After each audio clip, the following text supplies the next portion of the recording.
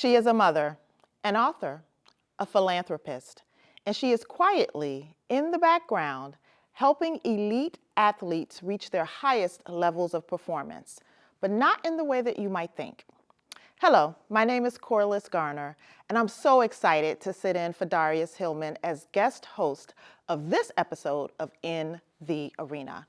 I invite you to join me and sports psychologist and the director of performance and mental health for our beloved Chicago Bulls, Dr. Wendy Borlabi, in the arena right now. 3, 2, 1. Here we go!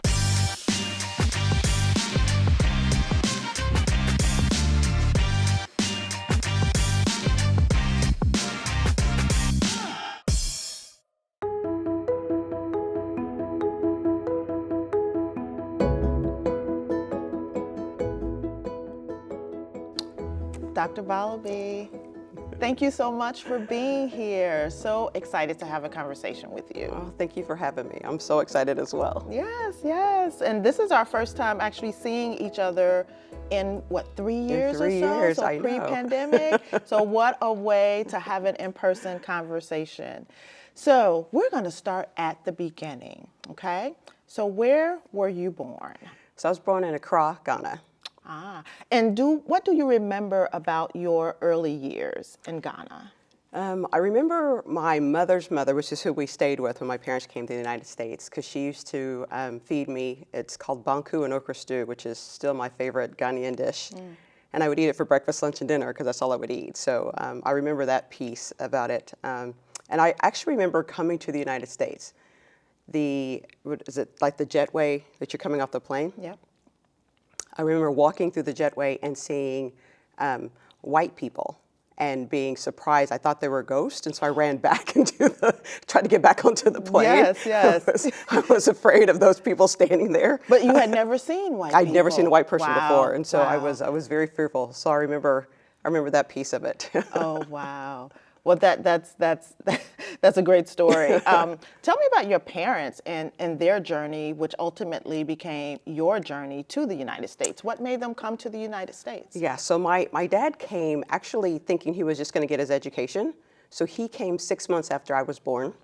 And so that was the plan. He was going to come to the United States, he was going to get his education, and then was going to go back to Ghana. And he was here for about maybe like 9 months and thought, oh, my mom should come as well. So then she came to the United States, and they together decided that it was a better life for their kids, my brother and I. And so they sent for us. The church that they were going to at the time helped them bring us to the United States. But their plan was literally just to come, get their degree, and go back to Ghana. But then they thought, this is a better life for my kids. I think now, and I just think, what would my life be if I wouldn't be Dr. Borlabi. Yeah. So siblings, how many siblings? I have 3. I have an older brother, and then I have a younger sister. She was born in the United States. Okay, and then when you came to the United States, when your family came, where did you live? We moved to Oklahoma. Oklahoma. Yes, so when my dad came, was at the student visas, right? And so they gave him the option of New York City, and folks in New York told him that not to stay because you would get seduced by the money you would make, and so you would never get your education. And so that was out. And then the next choice they gave him was Alabama, which was in the late 70s, and so they said no. Yeah. No, thank you. And the last choice was Oklahoma. So that's how we ended up in Oklahoma. And that's where you grew up. You grew up in Correct. Oklahoma. Correct. And you told me a little bit about your parents and how they helped other families get acclimated to the U.S. Tell us a little bit about that. Yeah, so my brother and I used to call our house the Ghanaian refugee camp because they were always bringing in someone from from Ghana to the United States, and they would help them get a job, get their bank account and get them settled and kind of show them, how to live in the United States. And so they were trying to help folks just get, acquainted with the United States. And so I think that's part of why we always want to help other people, because that's exactly the way we grew up doing. Yeah, and we'll talk a little bit about that later. So growing up in Oklahoma, where did you go to college, and how did athletics enter your life? Yes, so as you can imagine, being from Ghana, we played soccer from the moment we could walk, so that was just part of our, growing up. And then we came to the United States, it was about, my parents wanted us to be, Americanized, so they had us do everything. Yeah. So we played every sport and dance and music and all those kind of things. And I stuck with basketball, played everything, but stuck with basketball. I thought, as probably like every other person playing basketball, you know, I was going to be playing in the WNBA. That was going to be like my life. But sports was definitely the way that I would say that we connected as a family besides sports and church, because my parents were in school and they were working a couple of jobs all the time. And so Sunday afternoon was literally the only time we were together. Yeah. And so we would end up watching, we'd go to church and we'd end up watching some kind of sports on TV. Yeah. And then college, you go to college. Where did you end up going to college? I went to Southwestern Oklahoma State University. Okay. Yes. I will tell you, though, that I went to college and I don't think I really thought about what that meant, meaning that I had a semester, maybe a couple of semesters where I didn't really do anything. I thought I was going to play basketball, but then I got injured. And so I didn't really attend class. And so I was kicked out of school, believe it or not. Yes, I was suspended for a year. I got that letter that said, do not return to class. And how did you have that conversation with your parents? Yes. That was quite interesting. I bet. Quite interesting, yes. So they were like, your grades are too bad. We think you should take a year off to think about what you want to do. So I did. I took a year off. I was actually a nanny in that time. And I did love my job, but I realized quickly, I need a degree. This is not the job for me. It's for some people, but it was not the job for me. So I got back into school and then graduated. Okay. So you were a psychology major in school. So did you choose psychology or did psychology choose you? Psychology chose me, but in a different way. Okay. So when I got back to school, I asked what was the degree I could get with my credits. And my advisor said psychology. So okay, we're going to major in go with that. We're going to major in psychology. Yes, that's why I chose psychology. And when did you find a love for it? Oh my gosh, I think I probably always had a love for it, but I don't think I really did until I got into sports psychology. That's when I was like, this is for me. This is for me. Yeah. So you pull yourself together. Yes. You get a degree. And now we're on to our professional career. So what was your first professional role? So I worked at a facility for bipolar and depressed adults. I did that for a little over a year and then moved to Atlanta. And when I was in Atlanta, I ended up working at a charter hospital, and I worked on a unit for adolescent male sex offenders, which I actually really loved the job. I worked with great people and really loved the job.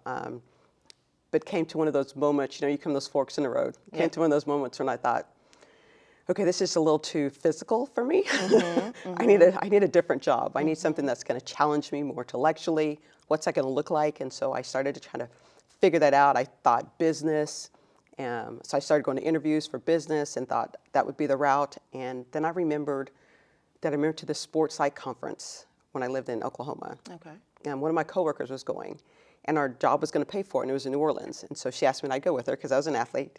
And so I went, and honestly, I didn't attend a single thing. I just had a great weekend in New Orleans. a great place to have a great weekend, yes. A great weekend in New Orleans. But 3 years later, I was thinking, what is this sports psych thing? What was that about? So then I started looking into it. And found Georgia Southern, which had the master's program, and went there, saw it, and started talking to folks, and thought, this is a career. This is one of those, this is really a career. People get paid for this. And as I started looking more into it, I thought, wow, this is me. Yeah. This is me. Yeah. I can do this. So kind of went from there. Seemingly a great blend of your love for basketball and sports and your career kind of melding together. Yeah. Absolutely. I get to help people, right? And I get to watch sports. Yeah. Like duh. Like duh. It's great. It's great. So you find this love for sports psychology, and then you ultimately began working for the United States Olympic Committee. What was the role that you had there? And tell us, what was it like being like on the big global stage? Yeah, so there was 5 of us sports psychologists for the Olympics, and so I had about 14 to 16 teams spread over summer and Winter Olympics, mostly Summer Olympics. And I was in San Diego, so then I moved to San Diego. It was great. I mean, I literally traveled all over the world, and I would, with the Olympics, you're going, or the team, should I say, you're gone for like 3 weeks. So I'd go to France for 3 weeks, I'd go back to San Diego for a week, and I'd go to London for a week, and back to San Diego. I'd go to Brazil. I mean, it was amazing, right? So I got to do all this traveling. The thing that I really loved about it is that each team was different. So every time I would go, I'd have to refigure it out and had to work off the cuff. And I loved that. I love working off the cuff. So that was just more and more invigorating to just be in a new space and have to learn something and figure it out. Yeah, yeah. And the work that you were doing with the teams, tell us a little bit more about that. Sure. So I work with whatever team I work with. It's with the athletes and the coaches and anybody that is on the performance side. Because we all have a job to do, right? Yeah. And we all want to do well. And Yeah. so I think about it in that life comes into play and it starts to affect us. And so I help them work through that piece so that way life is not as stressful as you would think that it would be, right? And so help them manage the things that affect them off and off the court, the field, the water. Help them manage that so that way they can do their job. And so I'm available to everybody, honestly. Yeah, yeah. So you were working across all sports. Yes, all sports. I did. I mean, we could say some track and field to rowing to swimming to tennis, badminton, table tennis. Wow. Modern day biathlon, triathlon. Yes. Yeah, lesser known sports, right, than mainstream, and that's incredible. Yes, yes. So it was a lot of fun. I loved it. I loved it a lot. Yeah, what were some of the favorite places, your most favorite places that you visited during that time? Let's see. So one of them, which is not because of the place, but because of the cheese. Perth, Australia. Perth, Australia. Perth, Okay, Australia, okay. which is it's the flies there are terrible. It's just it's actually beautiful, honestly. However, the cheese was amazing. Every day I was there for 2 months, and every day I would have to walk to this cheese shop. And the lady, every time she'd see me, she was like, Dr. B. I'm You're like, yes, back. please. You're back. I love the cheese. So I would say that. But other than that, I would say scenic-wise, I would say Italy. Yeah.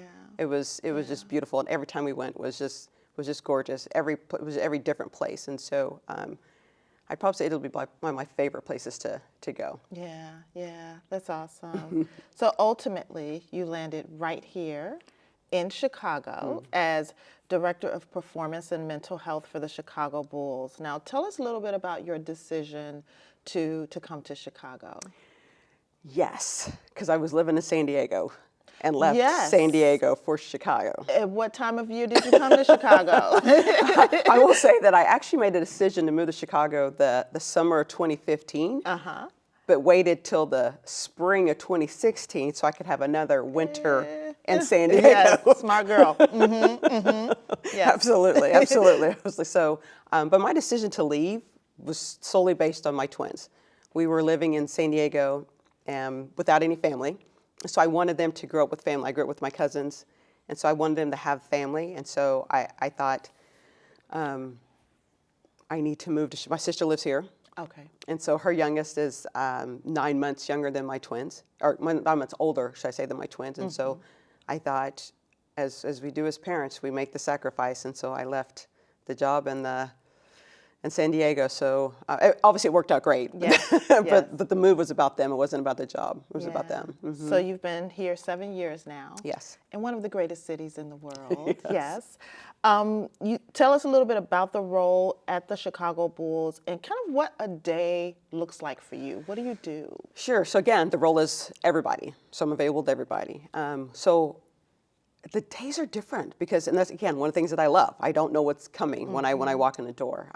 I do plan to be there before the players arrive, so I could have breakfast with them, and I usually go to practice. I'll watch practice. Lunch, again, being around so I could have lunch with them. My conversations with the players, it's not like they come to my office and sit on a couch. I actually don't have a couch. Okay. I don't even know if I've even had a meeting in my office, actually. Yeah. The meetings are like 5 minutes, 10 minutes, and it's usually, or if longer, it's over a meal. Because they're just moving, right? They're moving, and so me being around makes me available to have the conversations that we want to have. And so, again, because it's off the cuff, I sit, listen. I have to give them a nugget right away, so that way I want them to come back and have a further conversation with me, and then we're able to kind of get into it. But it has to happen organically. Okay. You know, like I just have to be there, and the conversation starts from ice cream, or their favorite movie or what they just saw, and then it evolves into bigger things, and then we can really start to get to work. But I ask them to do things. It's not like they just come and talk to me and then they're, things are different or changed. I send them home with homework, and so if they don't want to come and have the conversation with me, they're not going to want to do anything I ask them to do. Sure. So that's why it has to happen organically. Yeah, because I certainly had in my head that there was a couch and you would have a 7-foot player like laid out on your couch and talking about life's woes, right? It's Yes. not that whatsoever. It's not. It's again, it's quick. And I will tell you that everybody knows in the building, obviously knows what it is that I do. And so we could be sitting on the court having a conversation with a player, and people leave us alone because they know the conversation is private, it's confidential, so they don't come up. They may walk by and say hello, but then they keep walking. Yeah. And so it's very respectful in that space. And so again, it's just being around and then being ready. Yeah, that's a great lesson though, in that something powerful can happen in just a split second, right? And the work that you do is emblematic of that. So thank you for sharing that. So you talked about your twins. You are a busy mom to 10-year-old twins, right? So tell us a little bit about your babies. Yes. The smile, I see the smile. So I have boy-girl twins, and they are, so they're 10 years old. So I will tell you that I actually decided to have children on my own. It was not it was, as I said, it was a conscious decision. I had some medical issues, and the doctor said, if you wanted to have your own biological children, this would be maybe your only shot. So okay. You took the shot. Yeah, I did. But it literally took shots. Yeah. Literally took shots. Yes. And so I decided, yes, let's do this. And so the whole process chose a anonymous donor, and God gave me twins, and so we've been rolling, the three of us, ever since. Yeah. So you talk about yourself in terms of a solo parent, Yes. not a single parent. So talk to me about that distinction. Yes. So for me, and I think for other women that have had, they use an anonymous donor and have children, the difference is that I don't get a Tuesday night off or a Friday night off or a weekend off or every other Christmas or whatever the case may be. I'm always on call. I'm always working. There isn't they don't go anywhere. They're with me all the time. And I'm the sole decision maker on everything, which is a big thing. I think that's one of those things that goes under radar, right? Under radar, is what I'm trying to say. And so until you start to think about everything that I do, like when we were in the shut-in, I mean, I know everything that I do. I obviously I pay attention to it, but when we were in the shut-in, it started to really hit me that, wait, I literally do every single thing. I'm making all the decisions. That the lawn doesn't get mowed, it's me. If the bill doesn't get paid, it's me. Sure. Car doesn't get washed, it's me. If there's no food in there, it's me. Bath didn't happen, it's me. Yeah. Doctor's appointments, all of those things. And so that's why I say it's solo, because I'm the one that's doing everything. Yeah. But your sister's here, and Yes. so tell us a little bit about your support system, because I'm sure you have a great support system. I do. Yeah. First of all, I have a wonderful nanny. There you go. I have There an you amazing go. nanny. Yes. Nellie is. I don't know what I would do without her. She's amazing. And as a side note, I will say that my twins actually speak Spanish fluently. And that's one of the things that when I found her, I wanted to find someone that was going to speak Spanish to them. So they've been speaking Spanish fluently for the last 5 years. So now they're reading and writing. So again, she's awesome. My sister lives here, and she's married. She's got 2 kids, and so obviously utilize them. But I've made really great friends, and so my support system, as I say, it's a village, and so we work in that space. And so, however, as much as I'm traveling, we just kind of figure it out. I want them to be home with my nanny as much as possible, but sometimes they can't be just because of the things they've got going on. Sure. Right, and so again, great families that help out. And then my mom arrives tonight. Nice. Yeah, I know. So she comes every summer and spends the summer with us, because during the summer is actually the draft, and so the combine. And so where I do some stuff with our would-be or wannabe, should I say, NBA draft players, and so.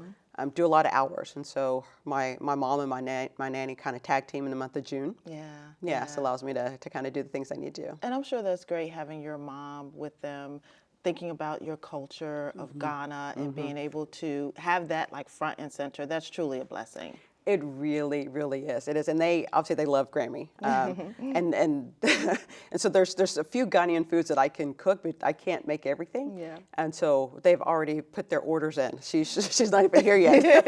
They're ready. Like, when is she gonna make? I Can she love make? it. I love it. I love it. So you have this busy professional life. You're an even more busy mom, but somehow you find time to support the community. And of course, that was ingrained in you, obviously, by your parents. Yes. And you're also writing a book. So let's start with your nonprofit. It's called Wisdom Knot. Tell us about the organization and why you started it. Yes. So I started it because how I found sports psychology. Again, it was just one of those, someone said something to me and I realized that it was actually a career. I never knew there was any careers in sports besides being an athlete or a coach. I didn't know that there were all these things you could do. And so I thought, if I was raised in upper middle class America and I had no idea I could have a career in sports, the inner city youth that are striving to be professional athletes, they don't know either. And so I wanted to have an organization that could plant those seeds. I don't want to change, your goal of being in the NBA or the NFL. I want you to shoot for the stars. Please shoot for the stars. Yeah. I just want to give you plan B, C, D, and F. That's right. If it doesn't work out. So we got to plant those seeds early so they can kind of think about it. And so when it doesn't work out, then they're like, well, what was that one career? I could still be in sports and still be able to, do the things that I love and so be connected. And so we have like a camp every summer. So actually, our camp this summer is July 15th. We're having it at the Advocate Center, the Bulls practice facilities. We're having it there this summer, and it's all free. And so we're using we kind of choose a different area every year. And so After School Matters is who's going to be part of our camp this year, and then we do a lot of webinars and try to get out there and just try to plant those seeds of this information is here. That's awesome. That's awesome. And then about the book, what's the title of the book and what did you hope to get out of writing this book?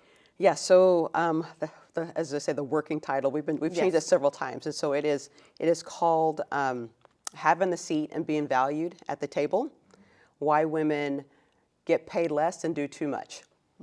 I love that tagline.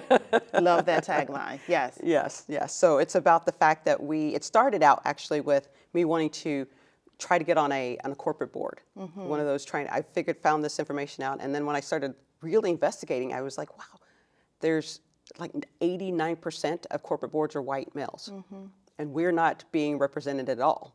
And so I thought, I want to be a part of that. How does that happen? And started looking into it, and I thought, this is information we got to get out there. People need share it. Yeah. We have to share it. And so I contacted Annie Costable, which is a sports writer with the Chicago Sun-Times, and asked her if she wanted to co-write this book with me.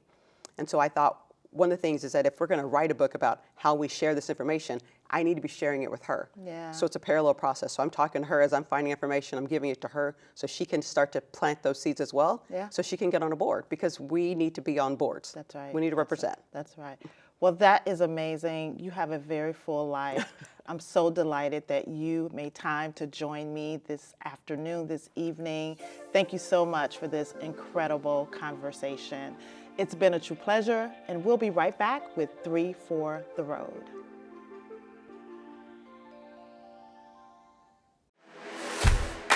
What's going on, Chicago? I'm your host, Darius Caffey of The Table on Air. Nobody is who they are without their community, without the love, the support, and I will always go back to that. We'll be back with a very special guest from the theater and performance space that you're not going to want to miss. Check us out every Tuesday at 7:30 p.m. on CAN TV Channel 19, the CAN TV Plus app, or cantv.org. I'm Mugabalta, host of the podcast 3 Questions With. This week we speak to Alderman Nicole Lee, 11th Ward. I think it's incumbent upon us to be engaged and to speak for ourselves. When it comes to where resources are spent or how they're allocated, we need a voice that's representative of our community to be looking out for our interests too. Join us this Wednesday at 7:30 in the evening via Channel 19, streaming on cantv.org and the CAN TV Plus app.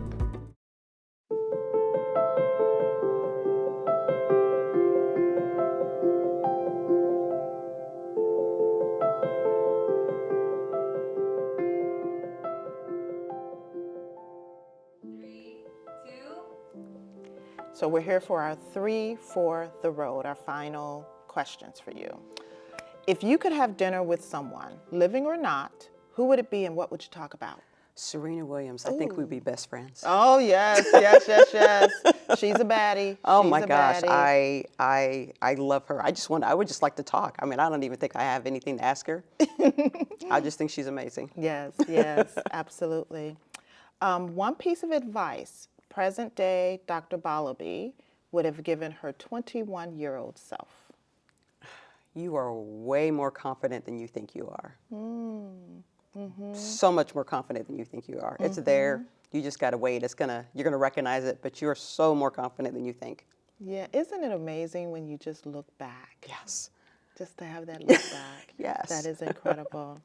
All right, my last question for you. What gives you joy? I have to choose one thing. No, you can. Okay. My twins. A nice cup of hot tea, no phone, no music, nothing, just quiet. And a long, hot shower with Psy.D playing. Sade. Psy.D, Yes. yes.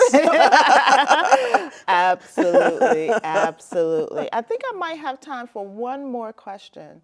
Do you have any regrets? I do not. I do not. And I will say I don't because when I was living in Atlanta, a friend of mine said to me that he never wants to say, I wish I would have. So I always ask myself that question in situations. Is this going to be one of those questions that I'm going to say, I wish I would have? And if I say yes, then I'm going to do it, even if it's uncomfortable. So I don't have any regrets at all. That's awesome. I feel that way about shoes. I wish I should have bought those shoes. I know I should have bought those shoes. I know I should have bought those shoes. You should have bought those shoes. I love it. Well, Dr. Borlabi, thank you so much for joining me in the arena tonight. And thank you, Chicago and beyond, for tuning in. Let me leave you with a final thought for the road from the great Dr. Seuss. You have brains in your head. You have feet in your shoes. You can steer yourself any direction you choose. Oh, the places you will go. Darius returns next week with an all-new edition of In the Arena. Until then, take good care of you and each other. And good night, everyone. No.